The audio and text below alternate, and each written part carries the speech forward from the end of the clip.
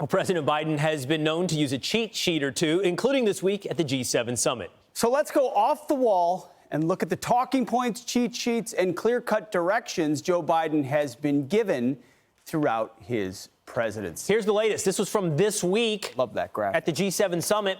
He essentially had what amounted to a full transcript for the speech that he gave at the G7. As you can see on his sheet of paper, it fully laid out. Thank you, Fumio, for hosting us here in your hometown of Hiroshima. All of us gathered around this table, not only the closest of allies, we're the engines of global economic growth. I love that one. All of us gathered around the table, like these are not things that can just come off the cuff. We're the closest of allies, probably followed by bullets saying, Mr. President, the allies are the UK, France, Germany, and so on. So that's the latest, but there's been some greatest hits over the years as well when it comes to Joe Biden and his cheat sheets. Let's take a look at this. This is perhaps the most egregious cheat sheet he had. This was back from April 26th, and this showed he had pre-knowledge. He had pre-screened and knew what the questions would be coming into that press conference. You can see Courtney Subramian, Los Angeles Times. There's another photo of this card that shows precisely what the anticipated question was going to be.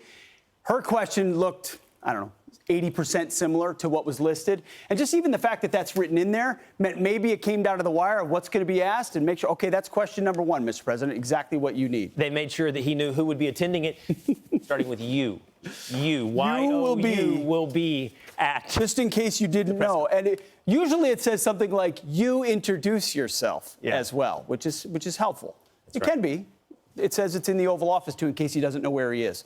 So this is one example. We got another example for you as well, pretty similar to the one we just provided for you, if we can switch to the next wall. This is the G20 cheat sheet from November of 2022. Always you in capital letters. Just so it never misses it.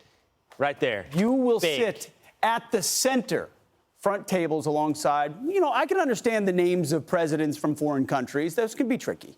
You will deliver the opening remarks. Not anyone else in your vicinity. You for 5 minutes. You are the president.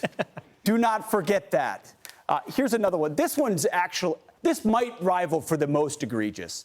This was a Wind executive meeting cheat sheet from June of 2022. You enter the Roosevelt room. And this one's good right here.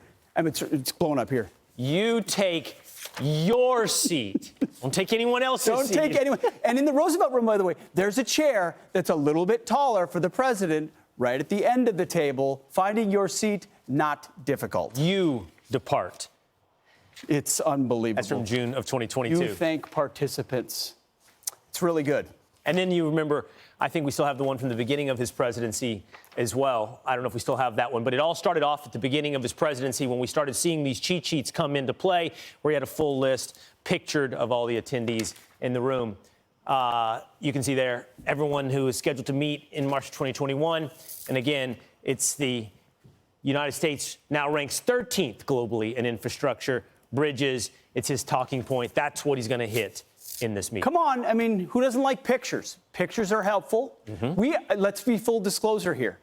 We have pictures for our voter panel. We do. That's fair. We do. We have pictures of our voter panel, some bullet points. It's just when it comes to the backbone of your agenda, to come back to what we saw at the G7, if you're there defending the Inflation Reduction Act or other things that you've done, if you're immersed in that, that's the type of thing you should be able to rattle off without necessarily need of a teleprompter or an entire script on your sheet. Yeah. Devolving all the way down to you depart, you enter. Yeah. And people need to be told what to do.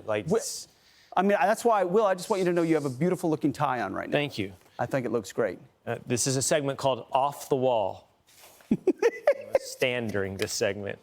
I'd like to introduce myself as Pete Hegseth. I can't do subtlety. I got my cheat sheet for this. It helped me out throughout. I pointed at the wall because the cheat sheet told me to. Not me. I winged it. Hey, 63% of Americans worry about the president and whether or not he has the mental sharpness to handle the job. There's no coincidence as to why this is a concern among Americans. And that's why you see a majority of Democrats even wishing they had a different nominee or candidate. in 2024. You wish him well, but you can't ignore what you see. No, and you shouldn't. It's not just making light, and it's not just poking fun. It is actually talking about the mental capacities of the leader of the free world. I'm Steve Doocy. I'm Brian Kilmeade. And I'm Ainsley Earhart. And click here to subscribe to the Fox News YouTube page to catch our hottest interviews and most compelling analysis.